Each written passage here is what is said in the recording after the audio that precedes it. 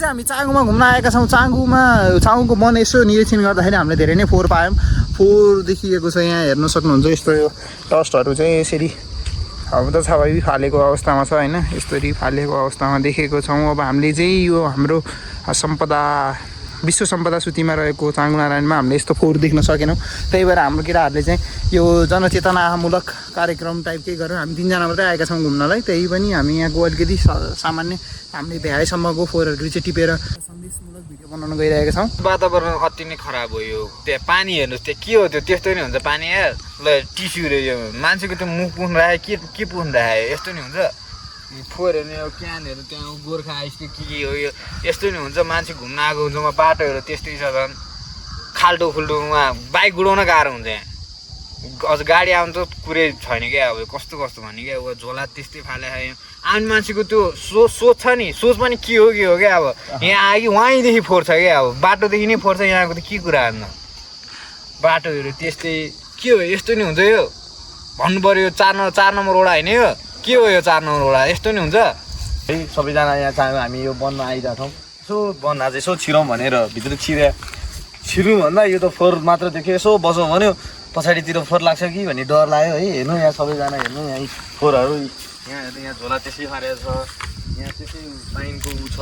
त्यहाँ हेर्नु रक्सीको बोतल त्यहाँ छ। त्यहाँ हेर्नु छन त यो राम्रो बनाउने मोडल यो सबै तरिका सबै राम्रो छ। नेवारी स्टाइलमा बनाएको छ। यो ट्याक्क नेपाललाई हुने गरी बनाएको छ। नेपालीको उसमा हुने गरी बनाएको छ। तर त्यहाँ पानी व्यवस्थापन अलिकति भएन भन्न मात्र खोजेको हो। सफा त सफा छैन तर व्यवस्थापन गर्नु पर्यो भन्न खोज्या है। त्यो हो भन्ने कुरा मेरो। यो चाउ सुरु गर्दै हामी यो हिँड्यौँ। हामी आउँदै गऱ्यौँ। यो आउँदै गर्दाखेरिमा तपाईँको यो खुड्किला यो हामी हिँड्नलाई सजिलो छ। त्योभन्दा यतापट्टिको छेउको बाटो हिँड्न पनि सजिलो छ। तर यो तपाईँको यो अलिकति खुड्किला सकिने बित्तिकै यो भेग यो त्यो भेगसँग हेर्नु त यत्रा खाल्डा छन्। हिँड्न पनि अप्ठ्यारो छ। तपाईँको गाडीहरू गुडाउन पनि अप्ठ्यारो छ। यो हाम्रो त यो बाइकहरू गुडाउनु पऱ्यो यताउता गुडाउनु पऱ्यो खाल्डा परै गरेर तपाईँको यो त हात त गलेर मरिन्छ नि। हेर्नु त्यस्तो छ कन्डिसन। अब गाडीको हिसाबले हेर्दा त स्कुटर त बल्ल यो बाइक त बल्ल आउँछ तानिन्छ बल्ल त्यो खाल्डाङ गुल्डुङले गर्दाखेरि। गाडीहरू त आउनलाई अलिक मुस्किलै जस्तो लाग्छ मलाई है। त्यो हुँदाखेरिमा एकचोटि यतिको लागि चाहिँ अब सरकारले हो कि अब हाम्रो यो वडा नम्बर 4 को वडा अध्यक्षले अलिकति पहल नगर्नु भयो कि के हो। यति चाहिँ अलिकति यो बाटोको लागि चाहिँ अलिकति उहाँले पहल गरिदिनु भयो भने हामी यो सर्वसाधारण यो टुरिस्टहरूको लागि यो सबैजनाको लागि चाहिँ यो बाटो आवत जावतको लागि अति राम्रो हुनेछ भन्ने चाहिँ एकदमै अपिल गर्न चाहन्छ हाम्रो वडा नम्बर 4 को वडा अध्यक्षलाई।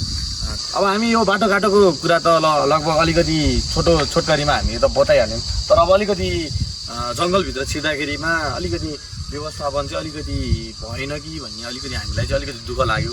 हेर्नु फोहोरहरू यताउता फोहोरहरू तपाईँको फोहोरहरू कति छ। यहाँ रक्सी खाने यताउता खाने आउनुभएको यहाँ हाम्रो सर्वसाधारण यहाँ हामी आफैले पनि सफा नगरे हो कि। एक्चुअली यसको लागि चाहिँ अलिकति सामुदायिक निकायले पनि अलिकति पहल गरिदिने हो कि अलिकति यो फोहोरको लागि चाहिँ राम्रो हुन्छ कि। यहाँ वन जङ्गल अलिकति राम्रो हुन्छ कि अलिकति चराचुरुङ्गी पनि आउँछन् कि। यहाँ अब हाम्रो पनि यहाँ सरकारी स्कुलहरू धेरै छन्। यहाँ सरकारी स्कुलका भाइ बहिनी हामी अब यहाँको गाउँका दाजुभाइ दिदीबहिनीहरू सबैजना जमेटेर यसो हप्तामा 1 दिन या महिनामा एकचोटि सरसफाइ अभियान राख्ने हो कि या सम्बन्धित निकायहरूले डस्टबिन ठाउँमा राखिदिने हो कि यताउता राखिदिने हो कि भन्ने एकदमै अपिल गर्न चाहन्छ हाम्रो वडा नम्बर 4 को वडा अध्यक्ष या चाँगु नगरपालिकालाई पनि हामी एकदमै यो कुरामा चाहिँ गम्भीर ध्यान आकर्षण गर्न चाहन्छौँ। हामी चाहिँ अब यसो अलिकति अब हामीबाटै सुरु गरौँ भनेर हामीले चाहिँ अलिअलि फोहोर टिपेर अब यसो नष्ट गर्ने योजनामा छौँ हामी है। यो हुँदाखेरिमा अब सबैजनाले नै यसरी नै नष्ट गरिदिनुहुन्छ अरूले पनि यसरी नै गरिदिनुहुन्छ कि भन्ने आशा राख्दै हामीले पनि अलिअलि बात्री गरेका छौँ। हेर्नु होला।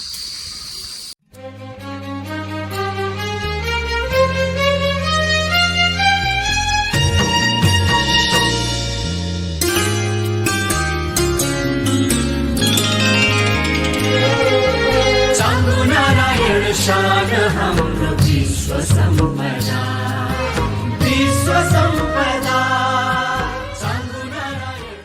पब्लिकलाई नि के भन्न चाहन्छ भन्दाखेरि यो चाहिँ विश्व सम्पदा सूचीकृत भनेपछि विश्वले चिनिएको मन्दिर, त्यसलाई चाहिँ अलि सफा राख्नु, वातावरण अरूलाई पर्यटकहरू अरू आन्तरिक बाहिरी पर्यटकहरू आउँदाखेरि नि चाँगुलाई चाहिँ सरसफाइ एकदम राम्रो देख्न चाहनुहुन्छ भने यो हाम्रो चाँगु नारायणमा विशेष यो चाँगु नारायण फरेस्टलाई चाहिँ प्रिजर्भ गर्नलाई एउटा विशेष कोष खडा गरेर त्यसमा 4-5जनालाई चाहिँ एउटा इम्प्लोइको रूपमा राखेर योलाई चाहिँ निरीक्षण गर्नुपर्ने देखिएको छ होइन। किन भन्दाखेरि यो पब्लिकहरूले नि कसै त्यसरी बोकेर आउने, झोला बोकेर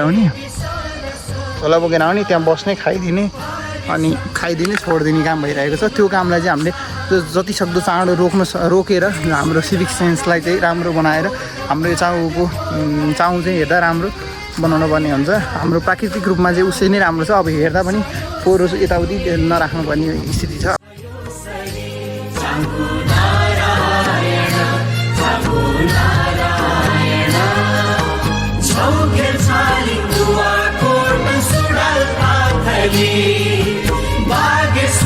सबैलाई साथ साथ ली ज्ञान शिव प्रविधि रवि का सकुल पौरखल फुलाओ समृद्धि को फूल समृद्धि को